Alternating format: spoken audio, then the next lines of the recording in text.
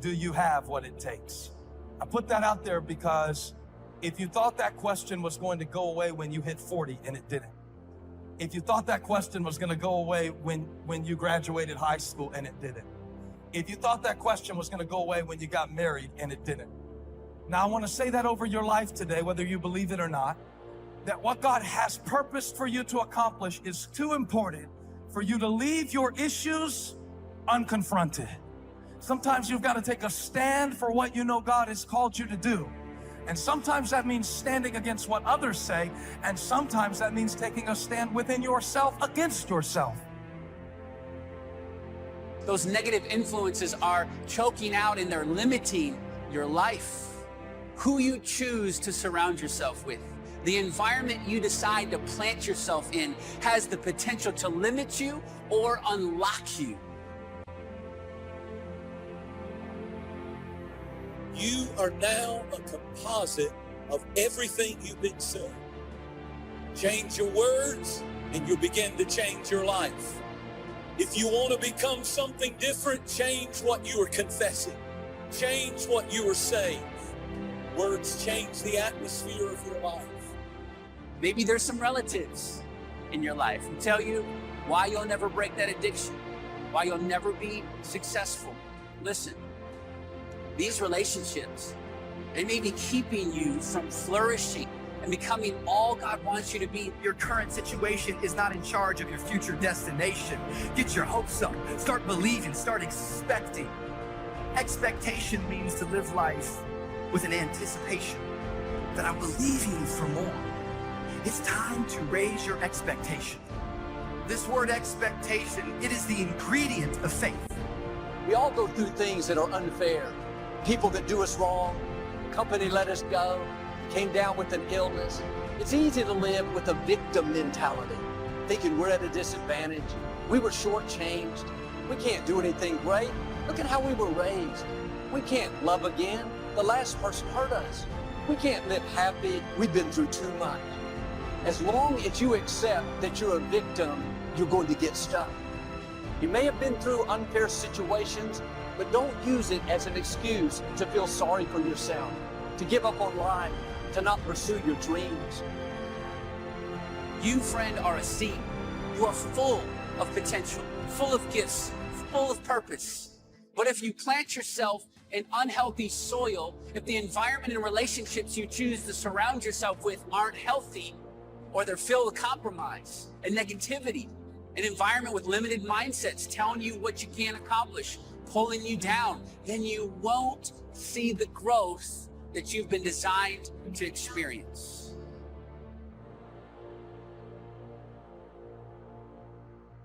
What's most important is just keep focused and allowing yourself to be fueled by your faith. Yes, your faith is a down payment on your future. Focus on your faith, not your problems. Focus on your faith, not your bills. Focus on keeping yourself strong, living yourself and living from the inside out.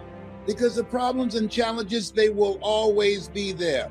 Dimples was right when he had that so. If it ain't one thing, it's another. That's absolutely true. Most people really want their lives to count. We want our lives to matter. We want to feel useful. We want to make a difference. We don't want to waste our lives. Instead, we want our lives to be productive. And you know, the people who are productive are the happiest when they're actually being productive. You're more happy when you are being more productive. Productivity is always about making the most of what you've been given.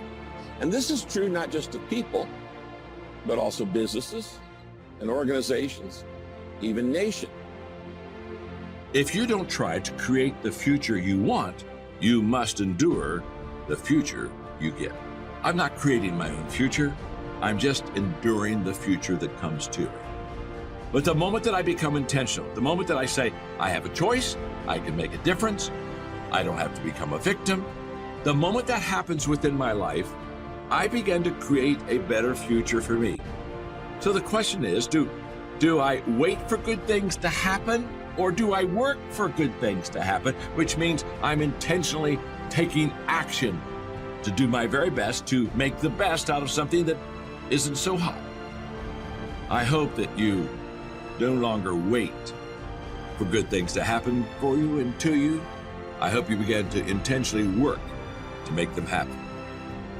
See, a lot of people are caught up in the distractions. A lot of people spend all kind of TV time and internet time watching old fights and sporting events. But this is no time to be a fan. This is no time to be a spectator. Listen to me. Listen to me. You have something special. You have greatness in you.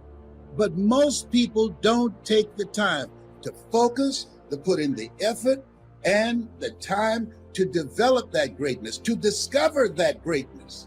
And if you don't focus, if you don't put in the effort, if you don't work it, it doesn't work if you don't work it.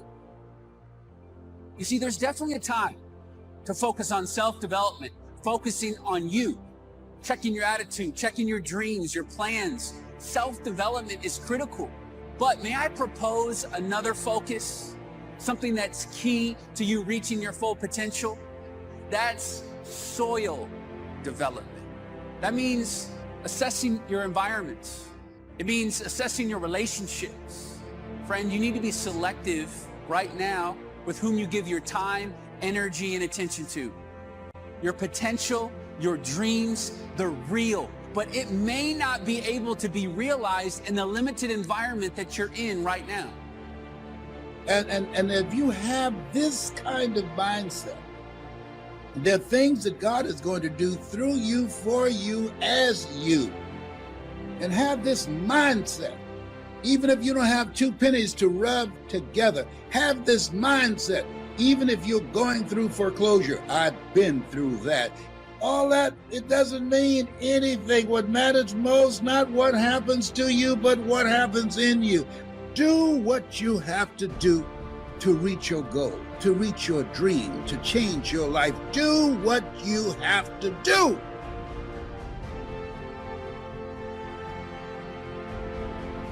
Listen to me. Most people give up when they're tired, but a disciplined person gives up when they're done. Discipline is the bridge between your goals and your outcomes. Either suffer the price of discipline or suffer the price of regret. Inspiration gets you going, but it's discipline that keeps you growing. Lay a disciplinary structure on yourself. Get the chaos in check, and then you can move towards a state that's freer.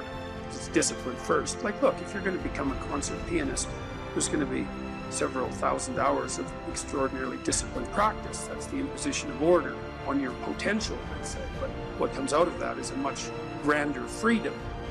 What is preventing most people from moving in the direction that they want to move is a lack of discipline. And no one wants to hear that answer. It's the harshest answer. It's not cool. It's not good clickbait. Because the reason it's not good clickbait is because, well, you can put this as clickbait.